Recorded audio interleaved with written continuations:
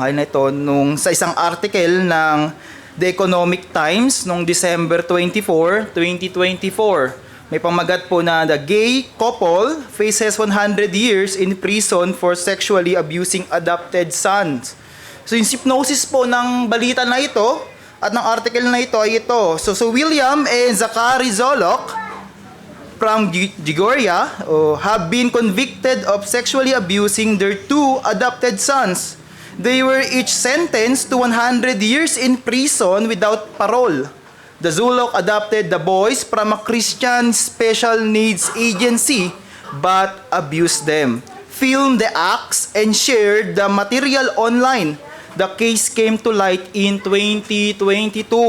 Sabi ng judge na nagbigay ng judgment or verdict, si Judge Jeffrey L. Foster, sabi niya, I quote, "I tell people never say you've seen it all because in this line of work, you will yet again be reminded of the depths of depravity and men's ability and willingness to engage in unspeakable cruelty to the other humans."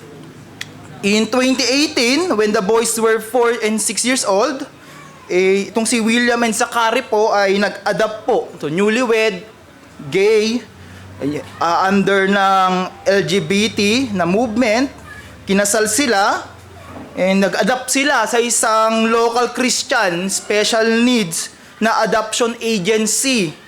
And then, walang nakita na problema sa kanila, so they are valid with high flying colors pa nga daw, sabi ng agency na ito, ng All God's Children Incorporation. And then, binigay nila yung dalawang bata sa newlywed na gay, itong ganitong case. So, ang ating mundo po ngayon ay namubuhay, mas offensive na magsabi o magbigay ng judgment kesa sabihin yung mga maling mga bagay. So mas iniisip na natin yung sasabihin ng tao sa atin kesa pangalanan yung kasalanan. So if you speak what the Bible called sin, you will called legalist or kaya judgmental. And then saksi tayo diyan. So hindi ito dahil lang o hindi lang ito ginagamit ng mga unbeliever, ito rin ay talamak sa mga nagtatawag na Christian. And then, pinapractice nila ito. Sa Matthew 7 po, ating pag-uusapan ay tungkol sa judgment. Sa pagbibigay ng judgment. And ito po ay last sermon, last part ng Sermon on the Mount ng Panginoong Jesus sa chapter 7. Kaya po, bago po ko simulan ito, ay inayaan ko po na tayo po ay magsitayo. Ating pong basahin ang Matthew chapter 7, verse 1 hanggang verse 6. Matthew chapter 7, verse 1 to 6. Yan yung basahin ko muli sa ESV na translation. Verse 1, "Judge not, that you be not judged. For with the judgment you pronounce, you will be judged. And with the measure you use, it will be measured to you." Verse 3, "Why do you see the speck that is in your brother's eye, but do not notice the log that is in your own eye?" Verse 4, "Or how can you say to your brother, 'Let me take the speck out of your eye,' when there is the log in your own eye?" Verse 5, "You hypocrite, first take the log out of your own eye, and then you will see clearly to take the speck out of your brother's eye." And last verse, "Do not give dogs what is holy, and do not throw your pearls before the pigs, lest they trample them underfoot and turn to attack you." Tayo po yung manalangin. Aming Diyos na mahabagin, puno ng grasya na nagmumula sa Panginoong Jesucristo. Ngayon, Panginoon, ay humihingi kami nito. Muli, Panginoon, ay kumilos ka. Buksan ng aming isipan, ng aming mga puso, Panginoon, upang makita ang sinasabi ng teksto na ito na may kalinawan, na may katapatan sa iyo. Muli mo akong gamitin, Panginoon, ng bawat isa sa amin upang maunawaan ito at baguhin mo kami, Panginoon, sa pananaw tungkol sa pagpapataw ng mga judgment, Panginoon. Muli, wala kaming nais, Panginoon, o ibang nais kung hindi maitaas lamang ang kadakilaan ng Trinidad na Diyos. Ito ang aming panalangin sa pangalan ni Jesus. Amen at amen. Maaari na po tayo magsiupo. Again, tayo po ay nasa huling chapter o huling part sa chapter 7 ng Sermon on the Mount o yung pagtuturo o pangangaral ng Panginoong Hesukristo. Nagsimula ito sa Matthew 5, the blessedness, sa the Beatitudes, then chapter 6, and now the last part is chapter 7. Pero we will deal lang po sa verse 1 to verse 6. Now, ito yung part na kung saan nagtuturo ang Panginoon ng practical na pag-aaral. Ito na yung sa practical na pangaral. And then, dituruan tayo ng Panginoon dito how to deal sa kasalanan ng ating kapatid, sa kasalanan ng ibang tao. Now, again, yung context, kailangan natin makita ay hindi dapat natin to tingnan isolated. O tingnan lang natin sa chapter 7. Kundi dapat natin makita yung context, which is from chapter 5 to chapter 7. Ano ba yung dinidil ng Panginoon? Yung hypocritical way ng mga Pariseo and scribes. So, again, as we see this judge not, dapat natin makita na ang pinatutungkulan dito ng Panginoon ay paano manghusga yung mga Pariseo at mga scribe, at huwag nyo dapat gagayahin sila. And then yung issue dito, na kaya ako binigay yung kanina sa akin introduction, is because yung salitang judge not ay ginagamit to weaponize upang hindi natin tawagin yung kasalanan as kasalanan. And then, madalas ito yung isa-isa sa pinaka-misquoted, misinterpreted na verse, especially sa panahon po natin ngayon. Pag sinabing judge not, ibig sabihin nun ay huwag kang magbigay ng hatol. Kahit yung pamumuhay ng isang kapatid is scandalous, hindi mo pwedeng sabihin yun na kasalanan yun. Bakit? Kasi sasabihin niya sa'yo, huwag kang manghusga. Unless huhusgahan ka din. Now, ibig sabihin nila, pag sinabi mong huwag kang husgahan, ganito ang sasabi nila, hayaan mo ako mamuhay sa kasalanan na gusto ko. Hayaan mo ako mamuhay sa kasalanan na gusto ko. Wala kang karapatan para i-rebuke ako. Kasi do not judge. Sabi sa Matthew 7 verse 1. Di ba ayun lang yung bala mo. Tapos, pwede ka na mamuhay sa gusto mong immoralidad. In the same time, ang ibig sabihin lang nila ay ayaw nila ng responsibility and accountability. Ayun lang naman yung gusto nila doon. And the reason pa nila ginagamit itong verse na to is because of their self-righteous. Ikaw nga ganito Then you call out their sin, ikaw nga ganito Now, ganun yung naging nangyayari sa verse na ito. And then sasabihin nila, okay lang mamuhay ako ng ganitong kasalanan, at least hindi ako judgmental. O, paano yun? Wala nang nag-call out ng kasalanan, at least hindi ako judgmental. Na para bang yung pagbibigay ng judgment ay mabigat kaysa sa kasalanan na lantaran nilang ginagawa. So, ang pinakapunto, alam nyo ba na itong mundo na ito ay nag-ask. At hindi ka pwedeng mamuhay sa mundo na to na hindi ka nagbibigay ng judgment. At ito yung gusto ng mundo, tumahimik ka to speak and to call sin as sin. And then may mga tao rin na ginagamit tong verse na to na judge not, then kapag kinall out mo yung kanilang kasalanan, they will play as a victim. Kasi tinawag mo yung kasalanan nila. Kaya naman ako umalis sa church kasi dahil sa iyo Kasi na-judgmental kayo Pero yung totoo nun, may kasalanan na call out sa kanila. At lantaran na kasalanan sa kanila. And sabihin nila, at least hindi ako judgmental. And then they will blame others kasi na-expose yung kanilang sinful living. And the point ko is, napaka-great tool ng Matthew 7 verse 1. At lahat ng verse sa Bible, kapag misquoted, misinterpret, ay pwede maging weapon para sa benefit ng isang taong self-righteous at puno ng pride. Ayan yung basahin ko 2 Peter verse 2 2 Peter chapter 2 verse 1. But false prophet also arouse among the people, just as there will also be false teachers among you, who will secretly introduce destructive heresies, even denying the master who bought them, bringing swift destruction upon themselves. Many will follow their sensuality, and because of them, the way of the truth will be malign. Paano nangalat tong mga to? Paano sila nakapag-persuade? Because of their misquoted verse. Sabi sa Jude 4, for certain persons have crept in unnoticed, those who were long before marked out for this condemnation.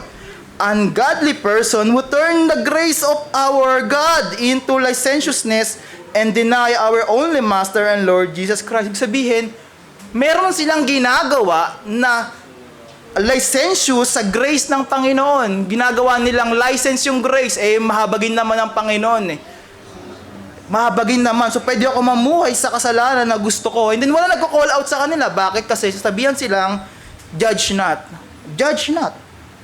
Ang point is, without discernment, itong mga false teacher na to ay freely. They can lead the church, they can preach on the church in their sinfulness. So, ang relihiyon po na walang discernment between the truth and the error, ay later on ma-expose as a false religion or from true religion magiging false religion na sila. Ang verse 1 po ng Matthew 7 ay na do not judge so that you will not be judged.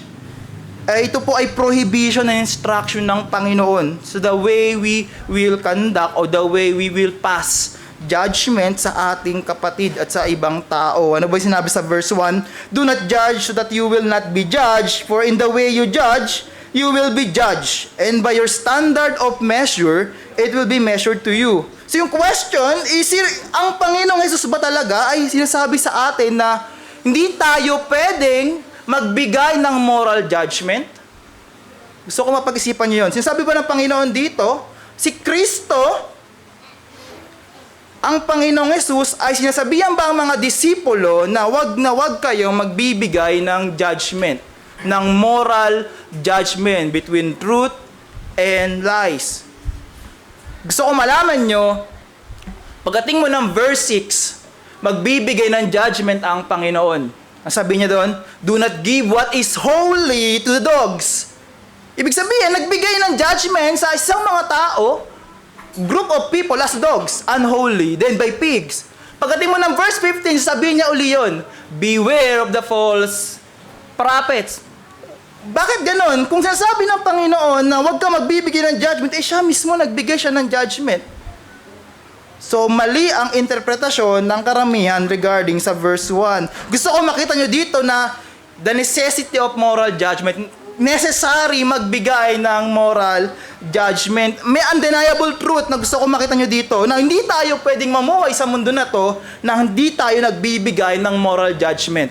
Napaka-imposible because our life, this life requires moral judgment. The world requires us to make moral judgment. From simplest to complicated, kailangan nating magbigay ng judgment. For example, I will give you a case at gusto kong personal sagutin mo kung ano yung kailangan magbigay ng moral judgment.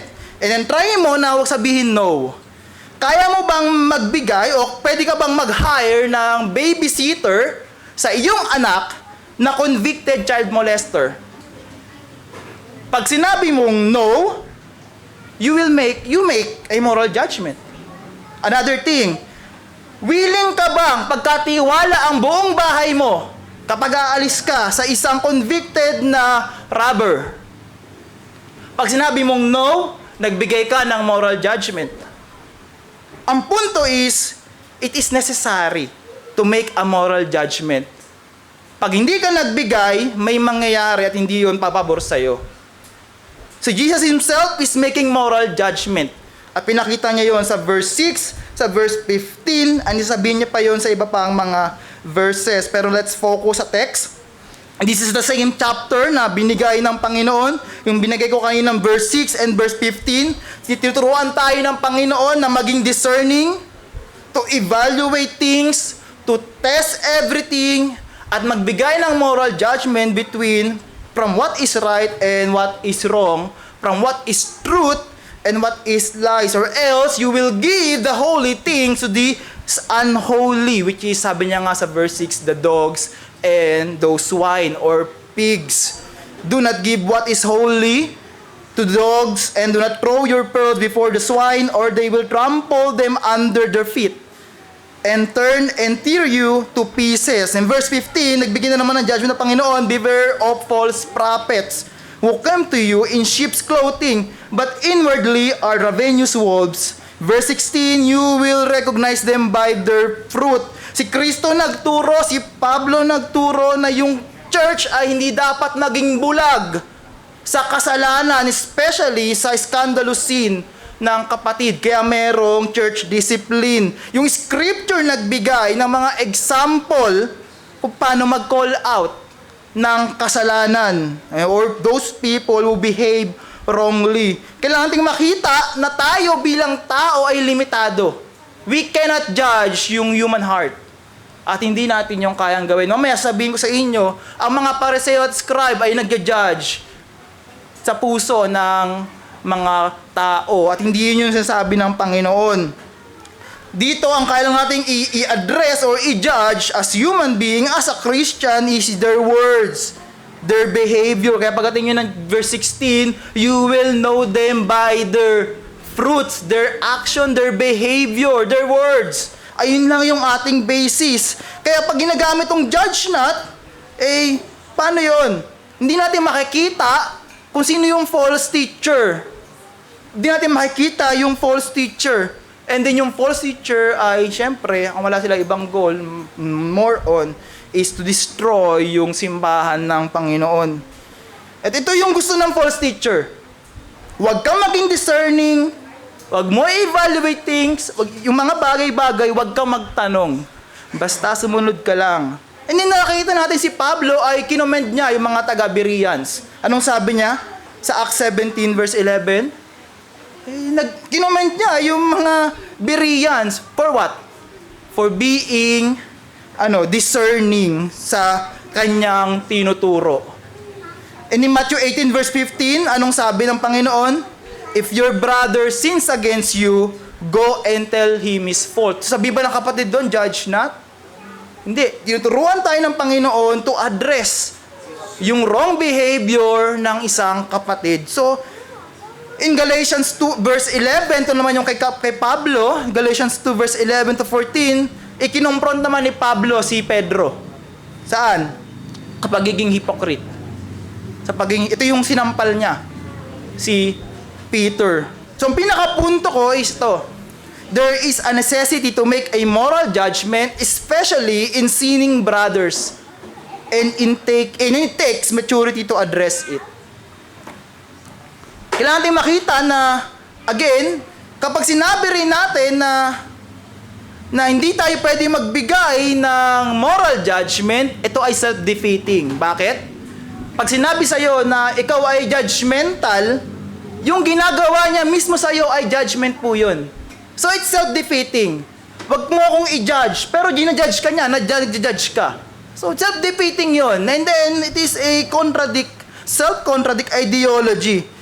Kaya hindi ito valid sa isang Kristiyano, especially sa atin. So pinaka-context again, natin dito ay ang Panginoong Jesus na kumakausap ay nagtuturo sa mga disipulo sa pagbibigay natin ng moral judgment. The necessity of moral judgment, and again, the hypocritical judgment ng mga Pariseo and Scribe. So gusto ko makita na establish natin na it is necessary to make a moral judgment. Pero ang kailangan natin makita is, this is the right question or the real question sa Matthew 7. Do we judge righteously ba? Or do we judge hypocritically? Do we judge righteously? Sabi sa John 7 verse 24, judge righteously or judge hypocritically tulad ng mga Pariseo and Scribe. Kaya ang ating mensahe po ngayon ay ito, make moral judgment with humility and grace, not with self-righteousness and pride. Humatol ng may pagkapakumbaba at biyaya at hindi ng may pagmamataas at palalo sa sariling moralidad. May dalawang puntos lang po ako na gusto nating makita dito. Una is the warning when we make moral judgment. The warning when we make a moral judgment. Then pangalawa is the qualification and process in making a moral judgment. Pumunta po tayo sa panguna. The warning when we make moral judgment. In verse 2 to 3, sinabi daw ng Panginoon, do not judge so that you will not be judged, for in the way you judge, you will be judged. And by your standard of measure, it will be measured to you. So, ibig sabihin nito, kailangan natin muna ma-establish, paano ba mag-judge yung mga taga-Pariseo at mga scribe? So, Ang mga Pariseo at mag-scribe ay meron po silang tinatawag na self-righteousness and pride. So, ang Pariseo and scribe ay nag-judge sila and they look up themselves as higher than everyone else. Higher than everyone else. They serve or they judge like a master to servant. So, sila ay nasa position, lagi nang sila yung master at yung kanyang tinuturuan ay servant. So tayo, sabihin ng Panginoon sa atin na we must not judge like the Pharisees and scribe. So therefore, we must not judge our brothers as the one who are higher than him or than Christ, like master to servant. Basahin niyo yung Matthew 7 verse 12 sa same chapter. Sabi ng Panginoong Jesus, in everything, therefore, treat the people the same way you want them to treat you. For this is the law and the prophets. So, nire-reject ni Christ yung way ng judgment ng mga Pariseo and scribe na they are looking up themselves higher than anyone else. Tayo ay dapat magpasa ng judgment in the same level as servant. As servant. Hindi tayo higit sa ating kapatid. Sabi ni Pablo sa Romans 12:3, for through the grace given to me, I say to everyone among you, not to think more highly of himself than he ought to think, but to think so as to have a sound judgment. Hindi tayo angat sa iba. Grasya lang ng Panginoon kung bakit tayo nandito. So, because we are all only a servant and we belong to Christ, our dear Master, sabi sa Matthew 23 verse 10. Paano pa mag-judge? Paano pa magbigay ng judgment ang mga Pariseo and scribe? The Pharisees and scribes love to sit in the judgment seat. Sa Matthew 23 verse 2, sinabi ng Panginoon, the scribes and the Pharisees have seated themselves in the chair of Moses. Ano ibig sabihin nun? Sino si Moses? At ano yung chair ni Moses? Ibig sabihin po nun ay willing sila at lagi silang nagbibigay ng mga batas kahit hindi naman ito nasusulat. Wala namang sinabi explicitly sa Biblia, pero they give that law na para bang katumbas ng Ten Commandments. They bind yung conscience ng mga tao na nagpapasa sila sa judgment. Pero sila mismo, hindi nila ginagawa yung sinasabi nila. Ang sasabi sa atin ng Panginoon dito, we must not sit in the judgment seat to make our word a law to everybody like the scribes and the Pharisees na may hilig at gustong-gusto umupo doon sa upuan ni Moses, sabi sa Matthew 23 verse 2. And sabi sa Proverbs 18-13, hindi rin dapat tayo maging hastily or mabilis magbigay ng judgment. We must not judge hastily now without getting all the information, the facts. Or kaya ito ay byproduct lang ng jealousy natin or inggit sa kapatid, nagbibigay tayo ng judgment. Sabi sa Proverbs 18 verse 13, he who gives an answer before he hears, it is folly and shame to him. So hindi dapat tayo magbigay ng mabilisan at walang proseso at wala tayong alam sa sitwasyon. At the same time, we must not judge the heart. Hindi dapat tayo manghusga ng puso ng isang tao. Hindi natin kaya makita ang puso ng isang tao. And the same time, kapag ikaw ay nanguhusga ng puso ng isang tao, inilalagay mo yung sarili mo sa pwesto ng Diyos. Sa pwesto ng Diyos. At ayun yung sasabi ng Panginoon, do not judge the way the scribe and the Pharisees judge. Na nilalagay nila yung position nila sa position ng Diyos, na kung saan ang Diyos lang ang kayang makakita ng puso ng isang tao. At the same time, we must not judge na kung saan ay unmercifully. Unmercifully. So, ang point is, si Jesus ay kinokondemn niya yung hypocritical and self-righteous judgment ng mga Pariseo and scribe. Jesus condemns the hypocritical and self-righteous judgment of the Pharisees and scribe. So, ang ibig sabihin natin dito, ang ibig sabihin pa ni Christ is ganito. If we judge others, we must expect ourselves to be judged by men and by God. Kasi sinabi ni Santiago sa James 3 verse 1, not many of you should become teachers, my brothers, for you know that we know that who teach will be judged with greater strictness. Kaya ang ating hamon, judge others with humility and mercy. For the merciful will also receive mercy. At yung mercy na yon ay yung ebidensya ng salvation. Di ba ito yung tinuro ng Panginoon sa simula ng kanyang sermon sa Matthew 5 verse 7? Ano sabi niya doon? Blessed are the merciful, for they shall receive mercy. So if we judge with humility and with mercy, we will judge also by God and by men with mercy. At sa verse, ito yung question, if God will use the same standard sa iyo, sa akin, na how we judge others, nasaan kaya tayo ngayon? So as we establish yung necessity ng moral judgment sa ating buhay, sa simbahan, sa pagdidil natin ng ating mga kapatid, ay tayo ay papasok. Kailan tayo dapat magpataw o magbigay ng judgment o making a moral judgment sa ating kapwa, especially sa ating kapatid? Meron akong dalawang ituturo dito. Una yung qualification and yung process. Sa point number 2, the qualification and process in making a moral judgment. Yung una ay qualification. So, ibig sabihin nito sa verse 3 to 4, why do you look at the speck that is in your brother's eye, but do not notice the log that is in your own eye? Or how can you say to your brother, let me take the speck out of your eye, and look, the log is in your own eye? Ibig sabihin nun, hindi lahat. Not everyone is fit to judge others. Hindi lahat ay dapat magbigay o magbigay ng moral judgment sa kapatid. Not everyone is fit to judge others. Those who claim to uphold yung God's law must not be the one who break it. Those who claim to uphold God's law must not be the one who break it. So unlike the Pharisee na kung saan they are loud to justify themselves, ay madalas sila yung mas nangunguna na i-break yung batas na tinuturo nila. At sila yung pinakamabilis to condemn others. Balikan natin yung Luke 18 verse 9 to 14. Ano yung panalangin ng Pariseo and tax collector? Anong sabi ng Pariseo?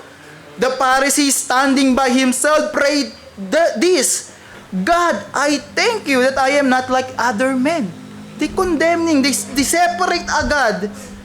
Extortioners, unjust, adulterers, or even like this tax collector.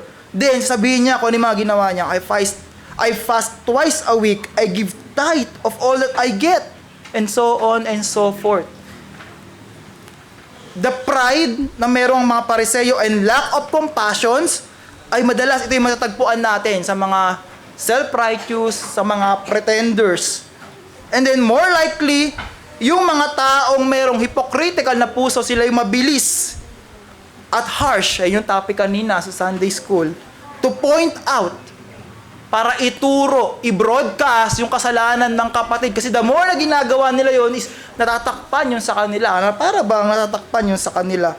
Kailangan din tandaan na ito. What we can only judge is behavior, action, and words, not the heart. Hindi natin kaya husgahan yung puso ng bawat isa. At hindi yon place para sa atin.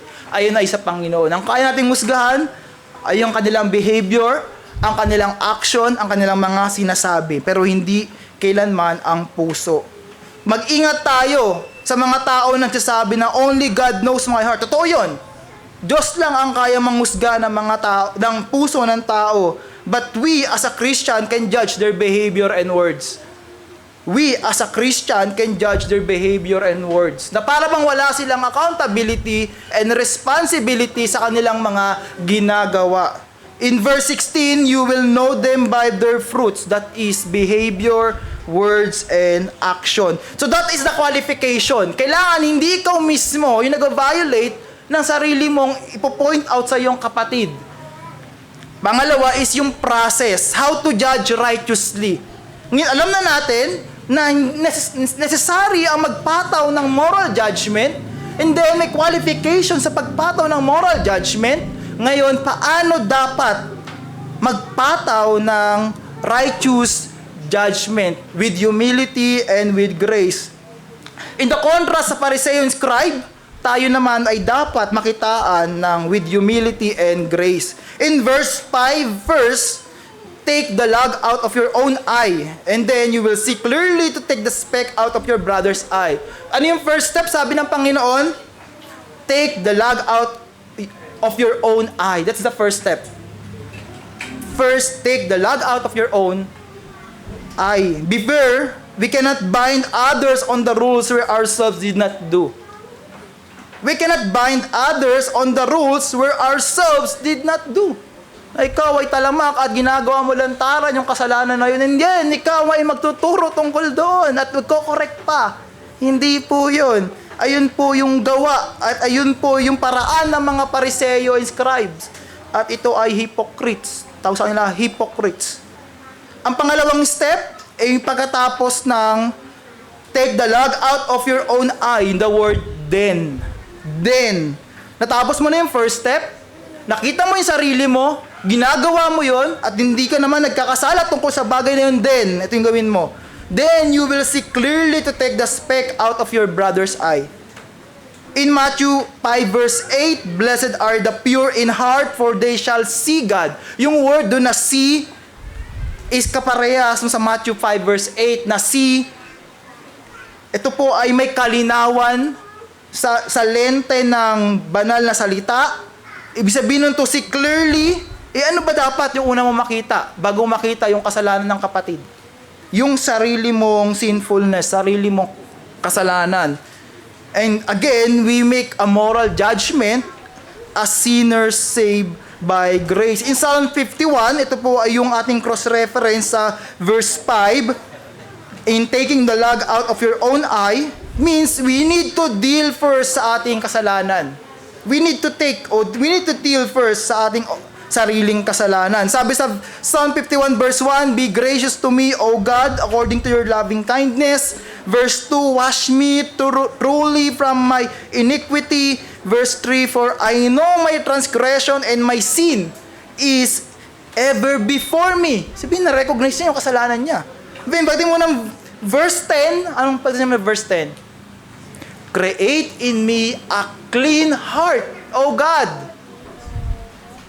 Again, we cannot clean yung ating sarili. Only God can clean us. And sabi sa 1 John 1:9, He is faithful and just to forgive and to cleanse us from all our iniquity. Sabihin nun, if you want to judge yung ating kapatid o ibang tao, you need to look first sa sarili mo and then ask God to cleanse you from your sin, from your iniquity. And then, makita natin dito na hindi pala natin kaya mangusga na may katwiran or the righteous judgment sa ating kapatid kung tayo mismo ay wala pa kay Kristo. Kaya ito ay imbitasyon, mga kapatid, na kung meron akong kinakausap ngayon na ikaw ay namumuhay sa kasalanan, para bang wala ka kay Kristo, ang Panginoong Jesus ay tapat. Yung sinabi niya sa 1 John 1:9 na He is faithful and just to forgive. Once you confess your sin, immediately, the cleansing power of the Lord, sa tapos na sa cross ng Kalbaryo, ay pinalinis ka na niya. And then, you will be qualified sa first part. Kaya manampalataya ka, kapatid. At may pagpapatawad sa Ebanghelyo. So, ang punto is ito. Kailangan pa natin muna i-examine yung ating sarili. And then, kailangan pala natin ito bago natin tulungan at i-correct ang ating kapatid. Sabi sa Hebrews 5:14, but solid food is for the mature who because of practice have their senses trained to discern good and evil. Another qualification yon. Na only the mature person can correct. Only the mature person can correct because they discern about for the good and evil. So those who rebuke others must be blameless. Must be blameless and harmless. Sabi sa 1 Timothy 3 verse 2 to 7 ay yung qualification po ng elders. Kaya si pastor po in counseling ay kaya magbigay ng moral judgment sa kapatid in terms of sin. Why? Because he is blameless. Sabi dapat sa qualification for elders. So, kailangan din mag-ingat na i-rebuke natin yung kapatid without confessing and dealing with our own sin. It is like a blind guides na kung saan hindi mo dinidil yung sarili mong kasalanan, namumuhay ka sa kasalanan na yon, and then dumiretso ka sa kapatid to point out yung kasalanan niya. It is like a blind guide, sabi sa Matthew 15 verse 14. Let them alone, they are blind guides. And if the blind lead the blind, both will fall into a pit. Git sa lahat, do not listen to a man na hindi niya kayang mag-submit sa disiplin ng local church. Wag na wag kayong makikinig sa mga tao na hindi kayang mag-submit sa disiplina ng simbahan. Because they think they are righteous. They think na wala kang karapatan to judge me. Ikaw ay judgmental. So, ang pinakahamon ko dito sa bawat isa ito, deal your own sin first. Then, help other brothers in brotherly love. Hindi niya makita na siya ay tinutulungan sa kanyang kasalanan. Bakit? Pagdating mo sa Psalms 51, verse 10, clean my heart, o create in me a new heart, O God. Pagdating mo ng verse 13, sabihin doon ni David kung bakit kailangan niya ng malinis na puso. Bakit? Bakit natin kailangan? Pwede ba na wag na tayo magpasahan ng judgment? Pwede ba yun na wag na tayo mangialaman ng buhay ng bawat isa? Pwede ba yun? Para tahimik lang, walang gulo. Kung in your terms, gulo ang tawag doon, hindi. Because sabi sa verse 13 ng Psalm 51, then I will teach transgressors your ways, and sinners will be converted to you. Create in me a new heart, cleanse me for you and para sa aking kapatid. Nang maturo ko sa kanila ng may kalinawan ng salita ng Diyos at sila ay pumunta sa iyo. At ganun din sabi ng Panginoon. Bakit mo kailangan i-confess yung sin mo? Bakit mo kailangan tanggalin yung muta sa sarili mong mata para matulungan ng iyong kapatid? Still brotherly love. Because we take care of our brothers. Sabi sa Leviticus 19 verse 17, you shall not hate your brother in your heart, but you shall reason frankly with your neighbor, lest you incur sin because of him. Ano ibig sabihin nun? We must take care of one another. Taking the specks of our brother's eye is because we care for them. We care for them. Ibig sabihin nun, kapag hindi natin kino-call out, hindi natin nire-rebuke yung kanilang kasalanan, tulad lang nito nung inaalaw natin silang mamuhay sa kasalanan na iyon. At alam nyo ba, pag hinayaan mo ang iyong kapatid na mamuhay sa kasalanan na iyon, it is equal as hating him. Galit ako sa iyo, kaya hinahayaan kitang mamuhay sa kasalanan na iyan. If you see your brother sinning, it is your love towards him that drives you to correct him. Totoong mahal mo ang iyong kapatid, iko-correct mo siya. Totoong mahal mo ang kapatid, nakikita mo na mamuhay siya sa kasalanan, iko-correct mo siya. Kapag nakita mo yung kasalanan sa kanya, and tumalikod ka lang, it is mean you hating your brother. It is love na nagko-confront sa kasalanan. In verse 6, do not give what is holy. Kinut ko kanina na si Christ mismo ang nagbigay ng judgment. Do not give what is holy to the dogs, and do not throw your pearls before pigs, or they will trample them under their feet and turn and tear you to pieces. So, ibig sabihin nito, kapag hindi mo pre-practice yung righteous judgment, ibibigay mo yung mga holy things sa mga unholy. Ang punto is, without discernment, you will waste. Sayang, yung precious, holy things sa mga unholy, which is yung dogs and the pigs or the swine. Kapag hindi mo pre-practice yung discernment, sayang yung mga bagay na ito. At hindi lang siya simpleng bagay, it is the holy things.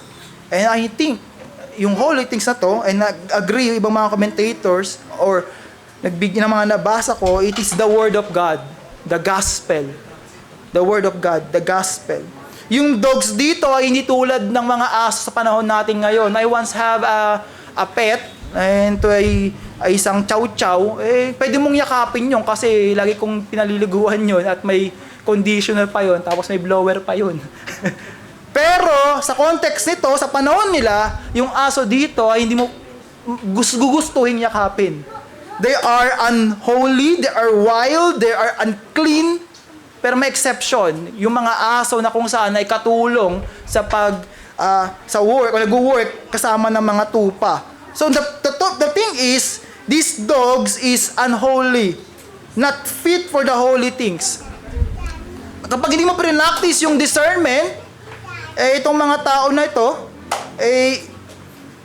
sasayangin at hindi nila ma-appreciate yung holy things, which is the word and the gospel. Sabi sa Mark 6 verse 11, "And if any place will not receive you and they will not listen to you, when you leave, shake off the dust that is on your own feet as a testimony against them." So ibig sabihin, hindi ka dapat basta-basta ay nagbababad o dun lang nakafocus ang iyong ibang pagbibigay ng gospel o pagbibigay ng buhay para sa ministeryo ng Panginoon. And then another thing, hindi lang ginamit ng Panginoon dito yung dogs, as an example, ginamit niya rin yung word na swine.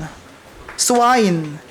Ito ay equivalent sa unclean, kasi ito ay may record sa Mark 11 verse 1 to 13. Ito yung si Christ ay pinagaling niya yung tao at yung mga demonyo ay pinalipat niya doon sa pigs. Sabi sa verse 12, "Send us to the pigs." Ibig sabihin, the pigs is the unholy vessels na dapat pwedeng pasukan ng mga demons. Let us enter them. So yung pigs this time sa context nito ay domesticated and wild pigs. Hindi ito yung diyan lang gumagalaw-galaw, kumakain lang, no. These are wild pigs and sila ay may breed na wild pigs. So, at the same time, sabi rin sa Proverbs 11 verse 22, "Like a gold ring in a pig's snout is a beautiful woman without discretion." In example, yung pigs as folly, mangmang, walang discernment, ibig sabihin, hindi niya kaya ma-recognize yung tama at mali, at ayun yung description ng pigs. Anong sabi sa verse 6, sa second part?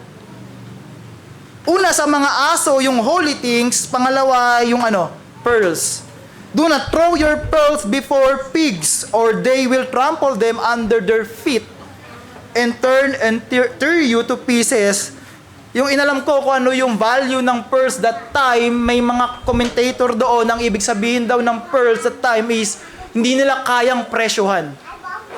Hindi nila kaya presyohan. Sabi sa Matthew 13 verse 45-46, Matthew 13 is the parable of the pearl of great value. Again, the kingdom of heaven is like a merchant in a search of fine pearls, who, on finding one pearl of great value, went and sold all that he had and bought it. Ibig sabihin, yung isang pearl na yon ay katumbas ng buong ari-arian mo.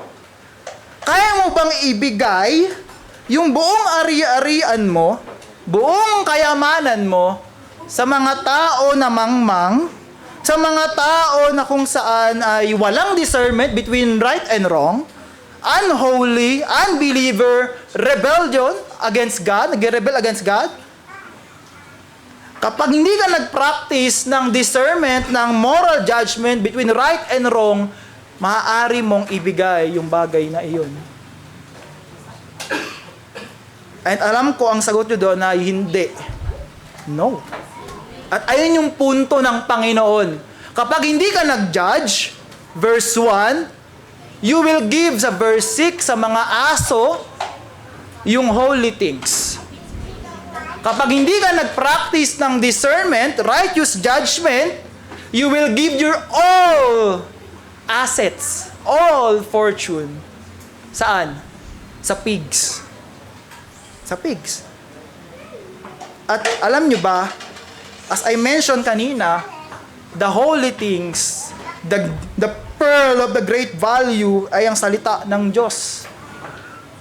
Minsan, ako, na-experience ko na magbahagi ng ebanghelyo sa aking mga kaibigan. Matalik. Close friends. And then, takes year. Sabi ko, nililabor ko to para pag nakakilala sila, alam ko magbubunga to. And then, dumating ako sa punto na kung saan, sobrang nare-drain na ako sa kanila. At the same time, sinasabihan nila ako na, nagtuturo ka na naman ng Biblia eh. Alam nyo, ito, ayun yung pinaka nangyari sa akin na hindi ko dapat sinasayang ang salita ng Diyos sa mga tao na nire-reject ito. May mga tao na kung saan mas nangangailangan ng salita ng Diyos. Sabi sa Philippians 3, verse 2 to 3, look out for the dogs. Ginamit the same word ni Pablo, yung dogs. Look out for the evildoers. Those dogs are the evildoers. Look out for those who mutilate the flesh. For we are the circumcision who worship by the Spirit of God and glory in Christ Jesus and put no confidence in the flesh. These are the people na kung saan ay pinagmamalaki yung kanilang mga ginagawa. Ito yung ginawa ko. Hindi lang sila ganon, kundi evildoers din sila. Sabi sa Philippians 3. In short, they are false teachers.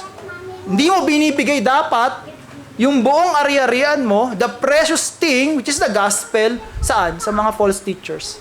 Sa mga false teachers. Kailangan mo ng discernment. You need to make a moral judgment because the scripture tell us to make a moral judgment. Now, sa pagkatapos po ay ito. As we do moral judgment, we do it with humility and not with hypocritical pride. So tuwing tayo magkapataw ng moral judgment, hindi dapat tayo tulad ng mga Pharisees, scribe, na kung saan ang tingin sa sarili ay self-righteous.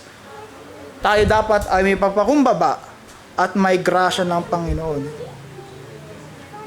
At ito rin ay babala sa mga bawat isa sa atin na huwag mong sayangin ang iyong lakas, ang iyong ari-arian, yung precious thing and holy things sa salita ng Diyos sa mga tao na kung saan hindi naman binibigyan ng value yung salita ng Diyos. Hindi naman na-appreciate yung iyong ginagawa. Huwag mong sayangin yung buhay mo. Mas may nangangailangan pa niyan ng mga kapatid. Sa aking konklusyon, do not be like the local Christian Special Needs Adoption Agency. Wag kang maging katulad ng All God's Christian Incorporation na binanggit ko kanina, na kung saan ay nag-failed, sumablay sa pagbibigay ng biblical discernment. Hindi nila kayang tawagin yung kasalanan, yung homosexuality as sin. Instead, maging disipulo ka na kung saan marunong mag-discern, marunong mag-evaluate, marunong mag-test with humility and grace for the good, for the correction, and for the restoration of our brothers. Siyempre, higit sa lahat, ito ay para sa biyaya at kaluwalhatian lamang ng Panginoon.